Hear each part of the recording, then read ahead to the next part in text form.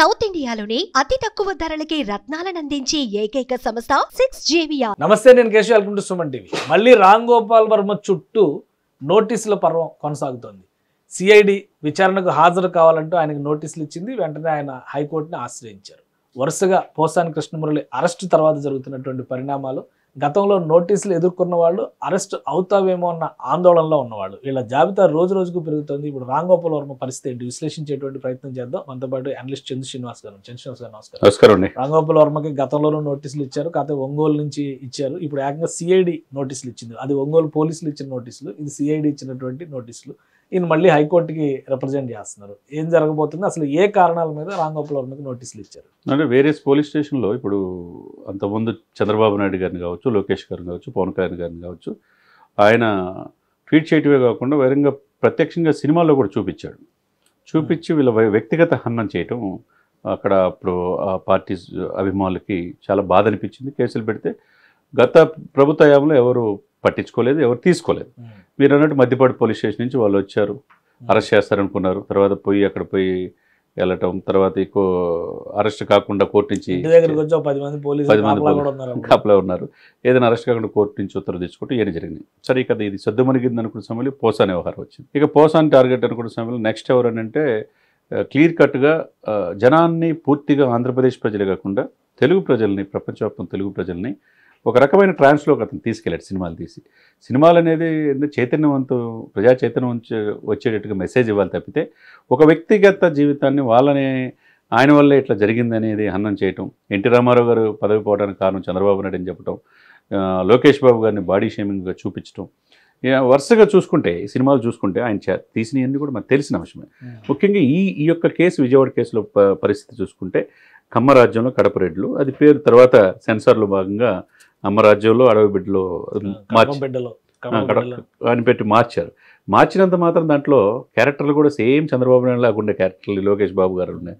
ఆయన్ని పప్పుగా చూపించిన విధానం, మరీ వ్యక్తిగతంగా పవన్ కళ్యాణ్ గారిని అయితే ఇట్లా ఎవరిని వదలలా. ఇలా ఇవన్నీ చేసేటప్పుడు కాన్షియస్లో అంటే మతి స్థిమితంగా ఉండి చేశాడుగా. ఒకప్పుడు హిందీ సినిమా రంగంలో కూడా ఒక తెలుగు వ్యక్తి రామ్ గోపాల్ వర్మ అంతా అని అనేక మంది శిష్యులు తయారు చేసుకున్న వ్యక్తికి కాలక్రమేణా ఏంటంటే మరీ ఇదిగా వెళ్ళిపోతున్నాడు ఆయన వ్యక్తిగతంగా. ముఖ్యంగా చివరి క్షణాల్లో వైసీపీకి అంత ఇదవుతాడని ఎవరు ఎక్స్పెక్ట్ చేయాలి. బహిరంగానే వాళ్ళ యొక్క పార్టీ క్యాడర్ అంతా కూడా సపోర్ట్ చేసిన సమయంలోనే గుంటూరు విజయవాడ మధ్య షూటింగ్ చేసిన మాట వాస్తవం. మరి ఇవన్నీ తెలియదా? కాబట్టి ఇది ఈసీఐడి కేసులో అంటే ఏంటి, పోసాని కృష్ణమురళికి దీనికి డిఫరెన్స్ ఏంటి? పోసాని కృష్ణమురళి ఏమో డైరెక్ట్గా ఇంటికి వెళ్ళి లేపుకెళ్ళిపోయారు రాత్రి. రామ్ గోపాల్ వర్మకి నోటీసులు ఇస్తున్నారు, ఆయన కోర్టులకు వెళ్తాడు, మళ్ళీ తెచ్చుకుంటాడు, నా వెడ్రు కూడా పేకలేడు అని చెప్పి ఆయనే మాట్లాడే చూస్తున్నాం. ఎందుకు రామ్ గోపాల్ వర్మని ప్రత్యేకంగా పేరంటానికి పిలిచినట్టుగా ఎందుకు పిలుస్తున్నారు? డెఫినెట్గా మీరు చెప్పినట్టుగా పోసాన్ని తీసుకెళ్లే విధంగా ఇతను ఎందుకంటే అతనికంటే ఎక్కువగా నేర తీవ్రత ఎక్కువగా ఈయన కనపడుతుంది. సినిమా తీసిన విధానంలోనే కానీ అదే క్యారెక్టర్, అసలు సెన్సార్ బోర్డు వాళ్ళని ఫస్ట్ బయటకు వాళ్ళు కూడా సేమ్ ఆహార్యాలు, సేమ్ డైలాగ్ డెలివరీ అలాగే ఉన్న మనుషులను పెట్టి వాళ్ళ క్యారెక్టర్ని, వాళ్ళ వ్యక్తిత్వాన్ని నాశనం చేసే విధంగా సినిమాలు తీయడం ఒక నేరం అయితే పర్మిషన్ ఇచ్చినోడు కూడా నేరమే కదా. అంతే కదా. మరి ఎందుకు అది పట్టించుకోవట్లే, ఇది పట్టించుకోవట్లే, నోటీసులు ఇన్నాళ్ళకి ఇప్పుడు మనం ఏమనుకోవాలంటే సార్, ఇప్పుడు 9 మాసాలు అయింది, ఎందుకు చర్య తీసుకోలేదు, ఇట్లా ఇష్టం వచ్చినట్టు తిట్టినాలనుకున్నాం, పోసాన్ని వదిలేశారనుకున్నాం. పోసానితో పాటు ఇంకెవరిని వదలరని అర్థమైపోయింది. వర రవీందర్ రెడ్డి కాడి నుంచి మనం బోరగడ్డ అనిల్ కాడి నుంచి నందిగం సురేష్ వరుస పెట్టి చూస్తుంటే ఇప్పుడు గవర్నమెంట్ లో మాధవ్ కూడా ప్రొఫెషనల్ పొలిటీషియన్స్, రాజకీయం చేయడమే పని. వీళ్ళు సినిమా వాళ్ళు కదా, వీళ్ళు అనవసరంగా ఇన్వాల్వ్ అయ్యి ఇష్టం వచ్చినట్టుగా మాట్లాడి ఎదుటి వాళ్ళని తోలనాడి ఇది ఒక సంప్రదాయాన్ని క్రియేట్ చేశారు. ఇండస్ట్రీలోకి వచ్చిన వాళ్ళు ఇలా వాళ్ళ ప్రాపకం కోసం ఏమైనా చేస్తే రేపు పొద్దున అవకాశాలు ఇంకా ఎక్కువ వస్తాయి సంకేతాలు ఇచ్చారు. ఇప్పుడు ఫైబర్ గ్రిడ్ నుంచి కూడా ఈయనకి రామ్ గోపాల్ వర్మకి వచ్చిన డబ్బులు అని చెప్పేసి చూపించినారు.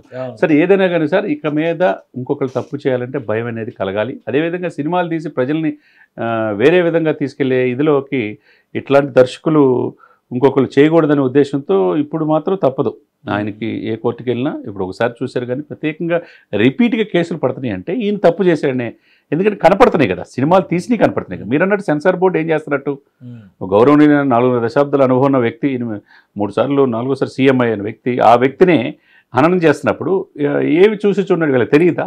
సెన్సార్ బోర్డు మెంబర్లకి ఎందుకు తెలియదు? అంతా మేనేజ్ చేశారు. అప్పుడు ప్రభుత్వం ఉంది కానీ ఇష్టానుసారంగా వ్యవహరించారు కాబట్టి ఆయన తీయగలిగాడు. కాబట్టి దీంట్లో వాళ్ళ పాత్ర కూడా ఉంది, కానీ వాళ్ళని కూడా దీంట్లో చేయాల్సిందే, బాధ్యతను చేయాల్సిందే. ఏదైనా కానీ ఇన్నాళ్ళకి ఇదవుతున్నట్టుగా ఇప్పుడు మాత్రం తప్పించుకునే అవకాశం, కోర్టు ఎగ్జామ్షన్ ఇచ్చే అవకాశం ఉందా? అటెండ్ అవుతారా విచారణకి? అవుతాడు సార్, అవ్వాల్సిందే. ఎందుకంటే సిఐడి ఎంటర్ అయిందంటే దీంట్లో తీవ్రత ఎక్కువగా ఉంటుంది, దాంట్లో అన్నీ కూడా తీసుకుంటారు. అందులో లోకేష్ బాబుని చంద్రబాబు నాయుడు గారి నుంచి ఆయన చూపించిన విధానం బహిరంగ పాత్రలు కనపడుతున్నాయి. ఇప్పుడు పోసాని కృష్ణమురళి అయితే బహిరంగ తిట్టాడు వ్యక్తుల్ని, ఇతనైతే క్యారెక్టర్లే సృష్టించాడు, సృష్టించి ప్రజల్లో ఇన్కల్కులేట్ అంటే చొప్పించాడు. ఈ చొప్పించడంతో తీవ్రత ఎక్కువగా ఉంది కదా, వర్గాల మధ్య, కులాల మధ్య, మతాల మధ్య విభేదాలు సృష్టించినట్టు క్లియర్ కనపడుతుంది.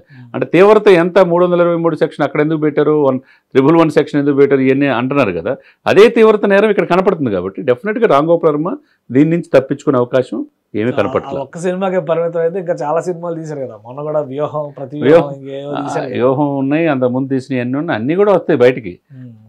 ఏదైనా కానీ రామ్ గోపాల్ వర్మ టైము ఇప్పుడు టఫ్ టైము, రేపో మాపో ఇక అరెస్ట్ తప్పదు.